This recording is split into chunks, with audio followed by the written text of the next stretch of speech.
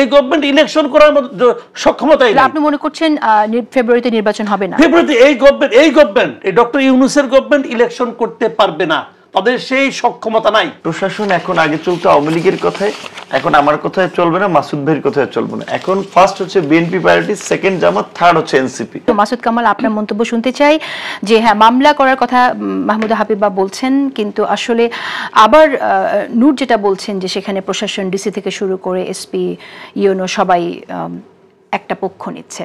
আপনি কি দেখছেন আসলে? এটা প্রমাণ করে দেশে আসলে কোনো সরকারই নেই।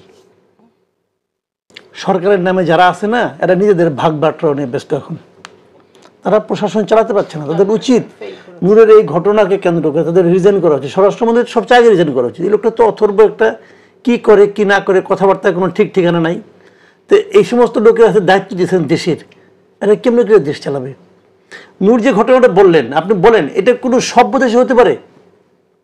কিছু লোক রামদা টামদা নিয়ে ওনাকে আটকে রাখছে। মানে এলাকার এটা হতে পারে যে বিএনপিতে যারা আছেন, যারা নমিনেশন পেতে চান, তারা ইলেকশন করতে চায়, তারা এখানে চিঠি দিতে পারে যে আমরা প্রার্থী হিসেবে তাকে মানতে চাই না। না না না, মানবো না, তাদের আপত্তি থাকে, কিন্তু তারা তো এখানে সে তার স্বাভাবিক, আপনি একটা স্বাভাবিক, একটা মানুষের স্বাভাবিক জীবনযাত্রা চলাচল আপনি আটকাতে পারেন? নিশ্চয়ই না। আপনি যেই হন, আপনি যদি বিএনপি সেন্ট্রাল কমিটির লোক হন, পারেন না। আপনি যদি আর্মি চিফের দুলাভাই হন, তাও পারেন না। আপনি যদি স্বরাষ্ট্রমন্ত্রী হন, তাও পারেন না। পারেন আপনি? এটা তো করলো। আর ওইখানে যে লোকগুলি ছিল, মেরুদণ্ডহীন যে প্রশাসন যারা ছিল, ওরা কি জবাব দিবে? আমি একটু আগে উনি আসার আগে এই কথাটা আমি বললাম যে প্রত্যেকটা এলাকায় আপনি যান, আঞ্চলিকভাবে যান, আপনি থানা, পুলিশ, প্রশাসন যারা আছে সবাই বিএনপি এবং জামাতের কথা চলে। কারণ তারা মনে করে এখন জামাত পাওয়ারফুল, আগামীকালকে বিএনপি পাওয়ারফুল হবে। আমি যদি না শুনি আমার খাগড়াছড়ি বদলি করবে। কেন মনে করে তারা এটা? কেন মনে করে? মনে করে এই কারণে যে আসলেই তো করে। বিএনপির একজন আছেন বসে, লন্ডনে আছেন, ওখানে বসে বসে এরে সাসপেন্ড করে, ওরে সাসপেন্ড করে, কাজ তো হয় না। কাজ হয় না কেন জানেন? কাজ হয় না এই কারণে যে বিএনপির মধ্যে বিএনপি আছে 10টা। এই অমুকে বলে তমুকে বলে আমি তো অমুক ভাইয়ের লোক, আমি তো তমুক ভাইয়ের লোক। এক ভাই সমালোচনা করে আরেক ভাই তাদের প্রোটেকশন দেয়। কি হবে? এগুলো হচ্ছে, এগুলো হতে থাকবে, সামনে আরো হবে। এই গভর্নমেন্ট ইলেকশনই করতে পারবে না। এই গভর্নমেন্ট ইলেকশন করার মতো সক্ষমতাই নেই। আপনি মনে করছেন ফেব্রুয়ারিতে নির্বাচন হবে না? ফেব্রুয়ারিতে এই গভর্নমেন্ট এই ডক্টর ইউনূসের গভর্নমেন্ট ইলেকশন করতে পারবে না, তাদের সেই সক্ষমতা নাই। তারা তো নিজেরাই দাঁড়াতে পারে না, হাঁটু কাঁপে। তারা কি করবে? এটা আমি আপনার মন্তব্য শুনবো, কিন্তু এর আগে নূর, আপনি আরেকটা কথা বলেছেন যে এক দল চলে গেছে খাওয়ার, আরেক দল বসে আছে খাওয়ার জন্য। এটা আপনার কখন এই বুঝটা হলো আর কি, কখন বুঝলেন? এটা তো আমরা শুরুর দিকে লাইক হচ্ছে এই সেপ্টেম্বর, ওই পটুয়াখালীর বক্তব্য ছিল লাস্ট ইয়ার সেপ্টেম্বর, এবং দ্যাটস রিয়ালিটি যেটা আমরা বলেছি। আপনি দেখেন মাসুদ ভাই যেটা বলেছে, প্রশাসন এখন আগে চলতো আওয়ামী লীগের কথায়, এখন আমার কথায় চলবে না, মাসুদ ভাইয়ের কথায় চলবে না। এখন ফার্স্ট হচ্ছে বিএনপি প্রায়োরিটি, সেকেন্ড জামাত, থার্ড হচ্ছে এনসিপি। কিন্তু এই পলিটিক্যাল পার্টি দ্বারাই প্রভাবিত হচ্ছে। ঠিক একইভাবে বিভিন্ন জেলায়, উপজেলায়, শহরে বিভিন্ন বাস স্ট্যান্ড, টেম্পো স্ট্যান্ড বলেন, হাট বাজার বলেন, মাছের গেট দখল বলেন, বিভিন্ন প্রতিষ্ঠানে যে দখল টখল, চাঁদাবাজির কথা বলি, এখানে র্যাঙ্কিং করলে ধরেন মোস্ট অফ দ্য ইনভলভমেন্ট বিএনপির অ্যাক্টিভিস্ট, জামাতেরও কিন্তু আছে, তাদেরটা কম প্রচার হয়। আবার নতুন দলগুলিতে এনসিপিরও কিন্তু আছে। সো তাহলে এই যে আমরা একটা পরিবর্তনের কথা বলছি, সেইখানে ধরেন যেটা সে বলছে আপা ঠিক আছে, আমাদের অবশ্যই দায়িত্বশীল আমাদের সবারই হওয়া দরকার। সবচেয়ে বড় কথা হচ্ছে যে স্ট্রাকচারালি এই মুহূর্তে বিএনপি একটা big political party institution. So তার বিহেভিয়ার সারা দেশের মানুষ কিন্তু দেখে, এবং এখন পর্যন্ত সরকার গঠন করলে তাদের একটা তাদের কিন্তু সেই দায়িত্ববোধটা বেশি থাকা দরকার, যেটা কেন্দ্রীয় নেতাদের। দেখেন তারেক রহমান ডক্টর ইউনূসের সাথে মিটিং করেছে, তার বসার জেস্চার, তার বাচন ভঙ্গি, বডি ল্যাঙ্গুয়েজ অত্যন্ত ভদ্র, নম্র। একটা এইরকম লিডার এইরকম বিনয়ী হতে পারে, এটা না দেখলে বোঝা যায় না। কিংবা বিএনপির সিনিয়র লিডার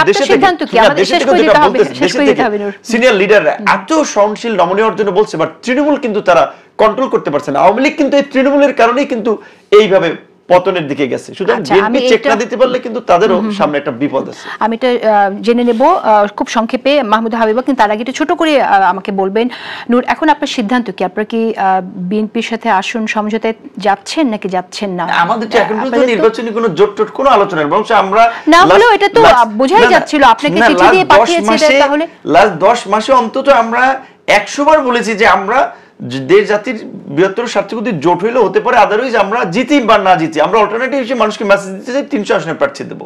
আমরা এটা বলেছি, ইয়ং রাইজিং লিডার হিসেবে বয়স আছে, সময় আছে, আমরা একটু প্র্যাকটিস করে দেখি। দল থেকে তাহলে এককভাবে নির্বাচন করে 300 আসনে প্রার্থী আলাপ আলোচনা এটা আমাদের আছে, আমাদের পার্টির লোকেরা এটা বলছে যে চেষ্টা করে দেখি, এইবার নয় পরের বার নয়। ইমরান খান 23 বছর পরে পাকিস্তানের প্রেসিডেন্ট হয়েছে, আমরা অন্তত 13 বছর চেষ্টা করে দেখি। সাথে কোনো জোটে থাকছেন না তাহলে আগামীতে?